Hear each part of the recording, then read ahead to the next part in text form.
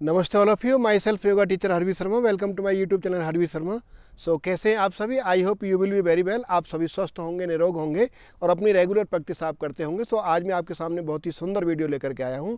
आज मैं पतंजलि योग सूत्र यानी कि जो मेरा योग सूत्र चल रहा है यानी कि समाधिपाद जो पतंजलि योग सूत्र महर्षि पतंजलि जी द्वारा कृत है। महर्षि पतंजलि जी ने आज में योग सूत्र यानी कि प्रथम अध्याय के 9वें श्लोक के बारे में बात करेंगे।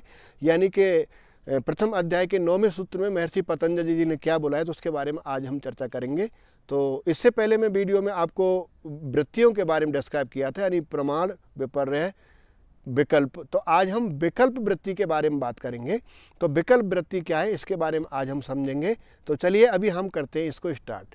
तो महर्षि पतंजलि जी ने योग में क्या लिखा है इस श्लोक के बारे में, तो इसके बारे में लिखा है महर्षि पतंजलि जी ने, शब्द ज्ञानानुपाती यानी कि शब्द ज्ञानानुपाती वस्तु शून्यो विकल्प है। दोबारा से मैं रिपीट करता हूँ, शब्द ज्ञानानुपाती यानी कि जो हम शब्द बोलते हैं ज्ञानानुपाती वस्तु शून्यो विकल्प है। इसके बारे में आज हम चर्चा करेंगे। तो शब्द यानी कि वर्ड, जिसको मैं आपके सामने बोल रहा हूँ, जो भी आप बात करते हैं, जो भी आवाज़ आप सुन रहे हैं, यानी शब्द उसको हम बोलते हैं। और वस्तु यानी कोई भी थिंग, कोई भी प्लेस, कोई भी आर्टिकल हो सकता है, कोई भी वस्तु हो सकता है, यानी कि नाउन जिसको हम बोलते हैं। और उसके बाद यानी कि ज्ञान यानी कि हम नॉलेज को बोलते हैं। और विकल्प है, विकल्प शून्य वस्तु यानी शून्य का मतलब होता है जीरो, यानी को है नहीं, यानी नथिंग, कुछ भी नहीं है।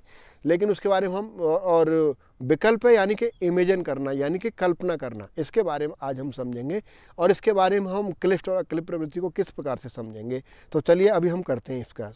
तो जो ज्ञान यानी जो भी हमको नॉलेज मिलता है, ज्ञान शब्द जनित ज्ञान के साथ साथ होने वाले, यानी हमने कोई शब्द सुना, उसके द्वारा हमको जो भी ज्ञान मिल रहा है, उसके माध्यम से हमको जो भी नॉलेज मिल रहा है, यानी कि हमने कोई आवाज़ को आपने सुना, कोई सी भी चीज़ के बारे में आपने सुना और उसके बारे में आप कल्पना कर रहे हैं, आपको जो भी ज्ञान मिल रहा है, आपकी चित्त में आपको जो भी विचार आ रहे हैं उसके प्रति, आपकी ज्ञानेंद्रियाँ उसको जो भी समझ पा रही हैं, तो उसके बारे में जिसका विषय वास्तव में नहीं है, कोई विषय है नहीं, लेकिन वह आपने खाली विकल्प आप उसके बारे में बात करें। तो अभी हम इसके बारे में डिस्क्राइब बात करेंगे।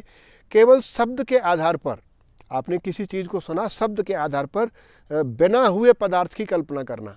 कोई चीज़ है नहीं लेकिन आपने उसको सुना और उसकी कल्पना करना, जो चित्त की वृत्ति है। ये हमारे आपने कोई ध्वनि सुना तो उसके बारे में आप इमेजिन करेंगे कि अगर ये आवाज़ आई तो चिड़िया के चहचहाने की आवाज़ है या बच्चे की रोने की आवाज़ है।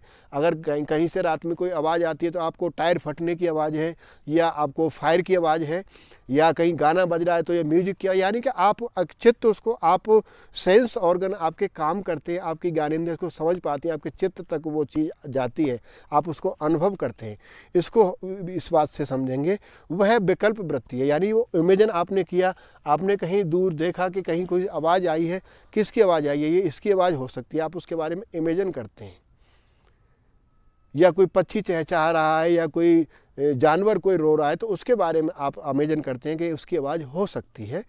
तो यह भी यद वैराग्य की वृद्धि, अगर इस प्रकार का कोई आपने कोई शब्द सुना और उसमें अगर आपका अक्लिष्ट प्रवृत्ति यानी उसमें आपकी ज्ञान के प्रति बढ़ोतरी होती है, आप मार्ग में अग्रसर होते हैं, योग की साधना में आप अग्रसर होते हैं, तो आपके लिए लाभदायक है, यानी अक्लिष्ट प्रवृत्ति है। लेकिन उसी के अनुरूप अगर उससे क्लिष्ट रूप है, अगर वो आपको व्यवधान पैदा करती है, आप उसमें विचलित होते हैं, आपको मार्ग में परेशानी आती है, यानी आप इसको यानी कि अक्लिष्ट रूप से समझेंगे। तो अभी मैं आपको एक उदाहरण देता हूँ कि विपर्य वृत्ति तो विद्यमान वस्तु में स्वरूप का विपरीत ज्ञान होता है, यानी कि इसका विपरीत ज्ञान के बारे में बताया था। और विकल्प वृत्ति में अविद्यमान वस्तु की शब्द ज्ञान, यानी विकल्प वृत्ति में क्या है कि जो वस्तु है नहीं उसके बारे में शब्द ज्ञान आपको होता है। इसके आधार पर जो भी कल्पना करते हैं उसको हम यानी शब्द ज्ञान रहित के बारे में जानते हैं।